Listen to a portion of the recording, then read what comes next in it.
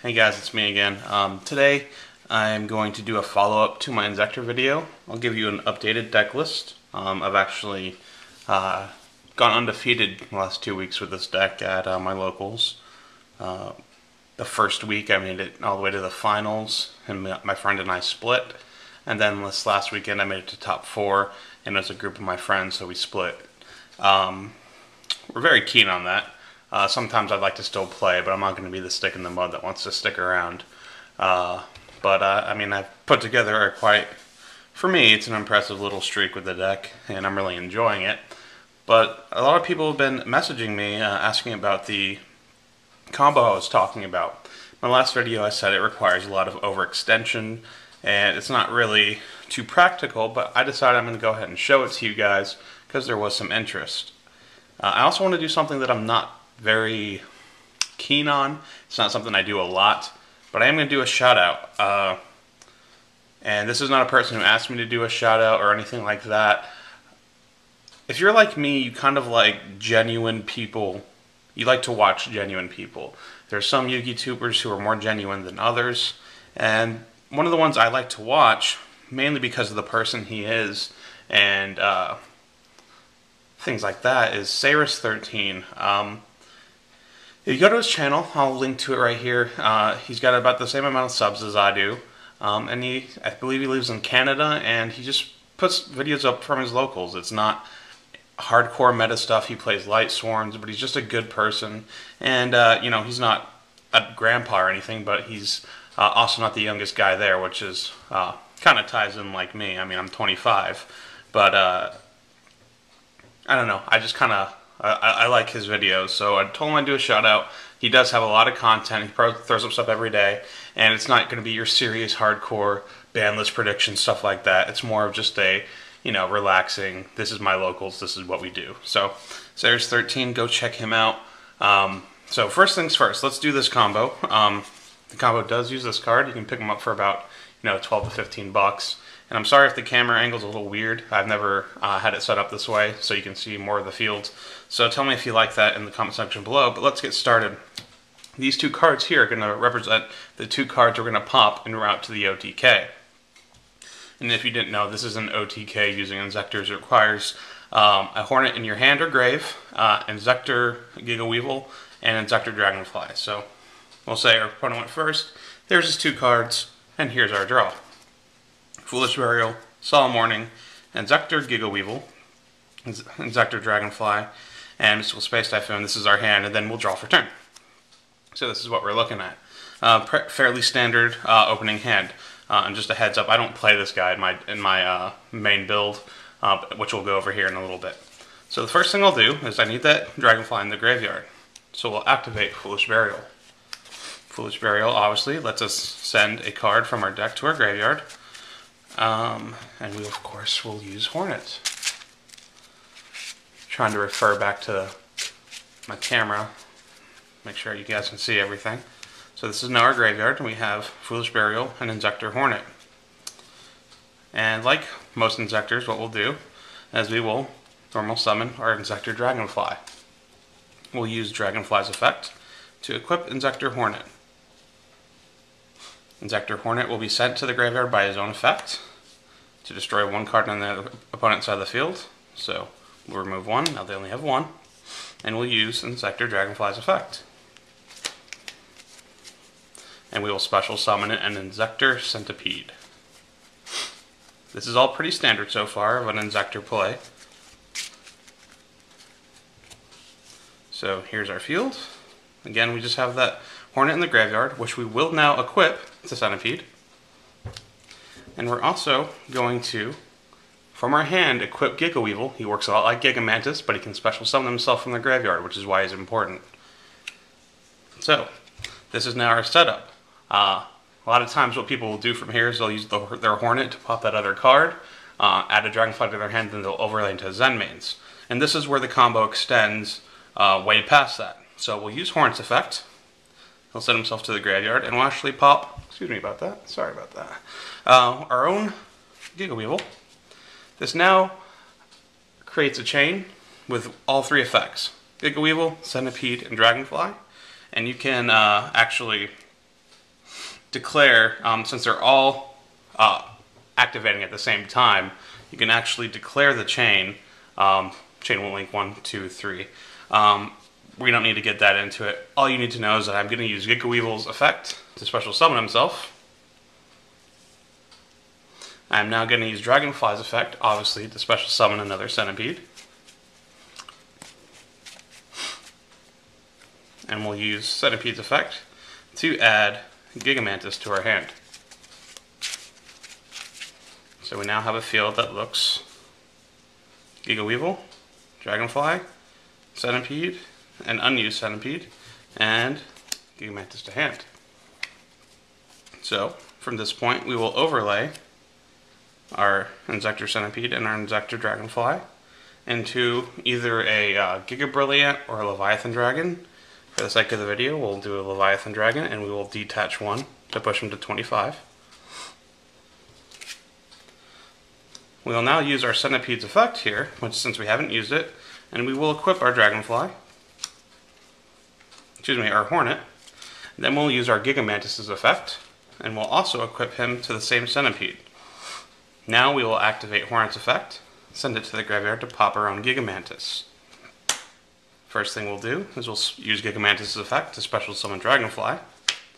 And Centipede actually had 2 cards sent while attached to it. Can't miss the timing, anything like that. So we are going to add 2 cards to our hand.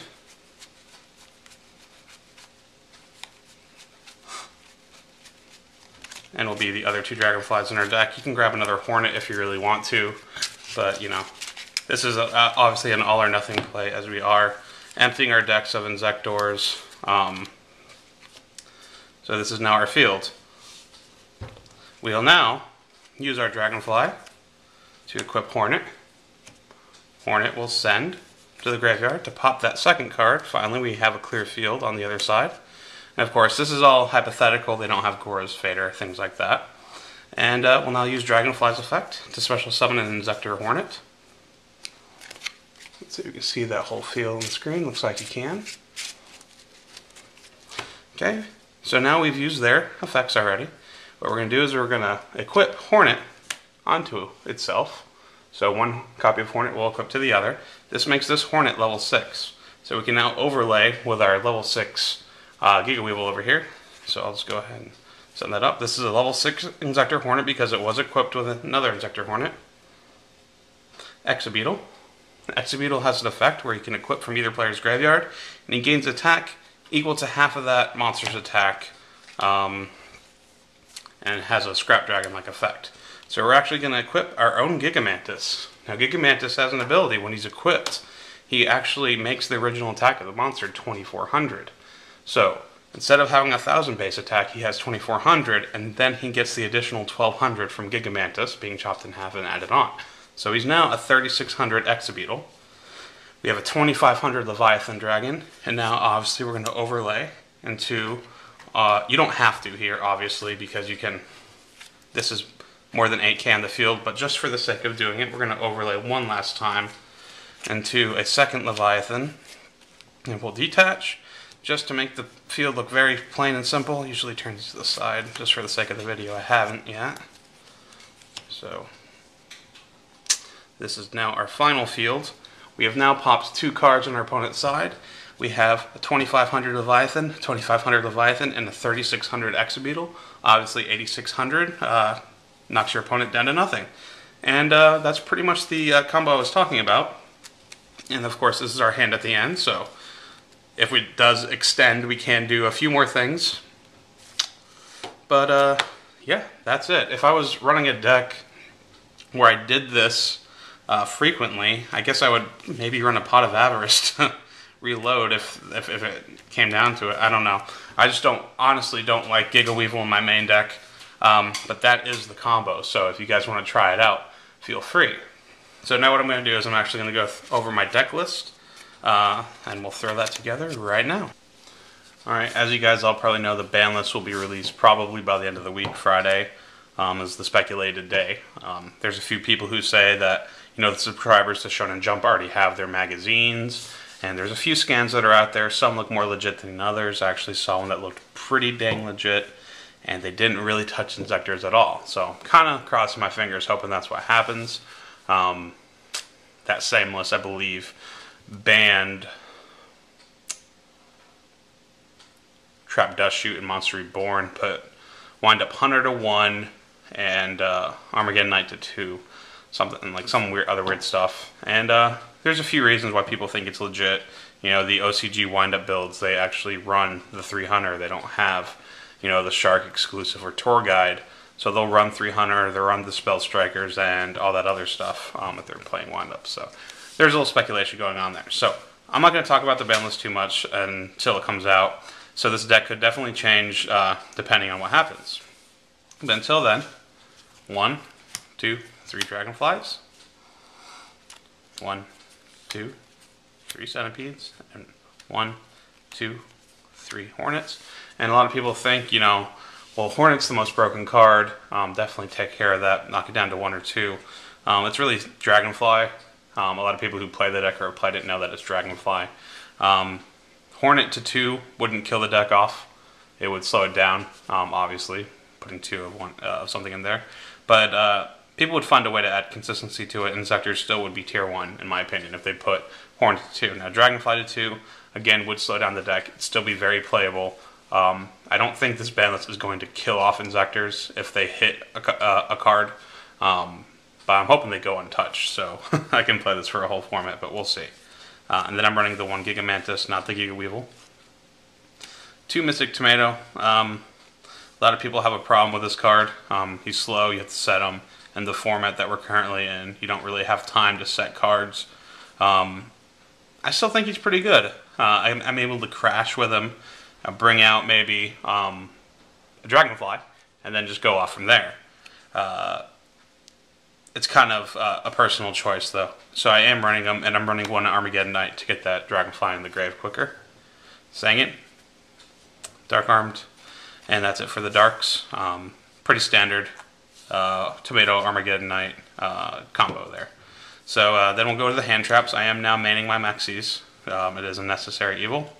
And of course I'm manning my 2 Veilers. I don't think 3 of each in the main is really necessary. I'm actually not even siding into a third of either one. If I were to side into a third, it would probably be Effect Veiler, but at the moment I'm only using the 2. I am still using the 2 Thunder Kings. Again, it's not a very popular choice. Some people go other ways with the deck, but I still think Thunder King is great because it makes this card more live. And honestly, Blackluster Soldier is still the best card of the format. I actually got my first tournament top deck Blackluster Soldier last week, and it was pretty awesome, I have to say. Okay, 3 Pot of Duality, and the list that I saw actually moved Pot of Duality to 1, so that would slow down pretty much every deck, but we'll see if that's legit. I still have my questions about it. 2 MST, 1 Allure, 1 Book, 1 Foolish, 1 Monster Reborn, and 1 Heavy Storm. If you notice, I'm not running Dark Hole. I've had it cut for the last 2 weeks, which is kind of ironic because, like, last week, Dragon Duelist Girl, I think, put up a video about it. So this last weekend, I was being accused of using Dragon Duelist Girl's idea or something like that when I wasn't running it the week before either. I was kind of overlooking a lot of the OCG builds. I looked for a little inspiration from the OCG, and a lot of them had it cut, and it makes a lot of sense. We do have tons of field presence and ways to remove cards, so I did cut it. I have it in my side currently, and I haven't really missed it, to be honest with you. 2 Solemn Warning, 2 Compulse. I'm still loving this card, offensively and defensively. It's just amazing. Call the Haunted. Yeah, you have to have 2 of them in the deck. There's too much you can do by by calling a Dragonfly out of the graveyard. You can reset your entire loop and just clear an entire field and fill up yours. That's just too good. Torrential, one of the best traps. Trap Dustshoot, the other best trap, and a good old Solemn Judgment. So I believe that's 41 cards. I don't have the balls to cut any cards in here currently. I'm liking the way the deck's playing. It hasn't failed me yet. I've gone to a few tough game 3s, but like I said, in tournament play, I've played 2 locals last 2 weeks, and I believe I'm a total of like 10-0, 11-0. And again, I'm not really bragging because of that. I'm just showing how powerful really Inzektors are a lot of people aren't ready to know how to play against him or signing for him yet, so I do take my results with a grain of salt. But I mean, I'm having a blast with him currently. So that's the deck. We'll go to the extra deck. I don't think it's changed. Trish, Scrap Dragon, Stardust, Black Rose, Brio, Catastor, and obviously I don't run any tuners, so this is all speculation of a Monster Reborn. If Monster Reborn gets banned, I will have a lot more room in my extra deck, we'll put it that way, because I won't be able to make any of these. Utopia, Leviathan, Leviair, Zenmaines, Brilli-ant, and Chimeratech Fortress. I guess I can show you guys my side. I honestly don't remember what I put in there. I do a lot of tweaking of the side, so there's a lot of last minute additions and subtractions. So let's see what I played with last. 2 Cybers. I did put in 2 Snowman Eaters. I am enjoying the card. I have a lot of heroes that run around my locals, so it's a pretty good card against them. It's also a level 3, so you can, if he lives for a turn, you can turn around and make a rank 3 next turn, so pretty helpful. Double smashing for dinos. There's that dark hole. Bottomless trap hole, obviously for dinos, heroes, things like that. I am siding into 3 D-Fissures. It's just really good against Dark World and a few of the other decks. Of course, your Inzektor Hornet gets around it because he's not considered a monster till he's already in the graveyard. So he does bypass D-Fissure, as do your XYZ material detaches. Then I am going into 2 trap stuns. There's a few reasons for this. Any deck that's going to be setting heavy back row, I'll side these in with my 3rd MST. Pretty much these all 3 go in at the same time, which is the last card of my side.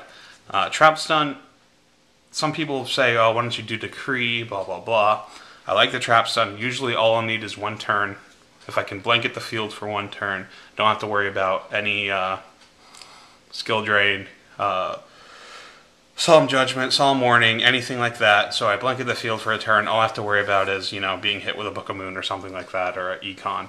So sets up my game-winning plays, shuts off cards like Safe Zone, face up, you know, trap cards that are giving me trouble. So that's my side. That's my deck, and hopefully by the end of the week we'll have news on the ban list. I don't know if I'm going to do a video for it yet, guys. There's going to be so many people that you'd probably rather watch than me doing them.